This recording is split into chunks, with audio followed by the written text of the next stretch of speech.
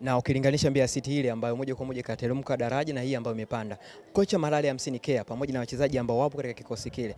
Unamwona Malale 50K amebadilika vipi kulinganisha na misimu iliyopita na msimu huu? Malale alichukua timu mechi chache zikiwa zimesalia kabla ya kupanda daraja. Kwa hiyo huwezi kusema misimu ile na hivi. Mbeya City of course ndio msimu wake wa kwanza akiwa na Mbeya City kwenye ligi kuu. Kwa hiyo siwezi kusema nyuma alikuaje na nini. Nyuma maana yake alikuwa kwenye timu zingine, sio Mbeya City. So actually ukiniuliza kwa michezo mingine ya nyuma iliyopita na hii hapa, si kama amecheza vibaya sana, lakini I think game management kwa mwalimu ndio kitu ambacho anapaswa kukiangalia zaidi, pamoja na squad selection. Nikisema game management maana yake kujua wakati gani anapaswa kufanya mabadiliko na mabadiliko ya namna gani.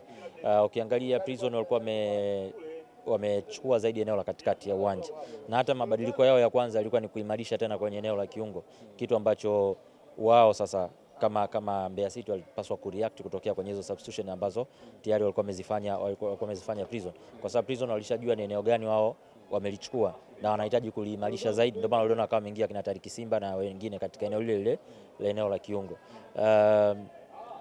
Kwa Mbeya City nadhani kwao ilikuwa eneo la mbele alikuwa lina perform katika namna ambayo ilikuwa ni sahihi zaidi, na wanakosa pia ubora katika eneo la kiungo mshambuliaji.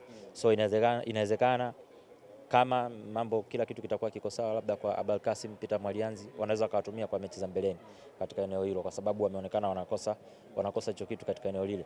Lakini pia katika eneo la striking, Mateo Anthony alikuwa ni na moja kati ya mchezo mbovu.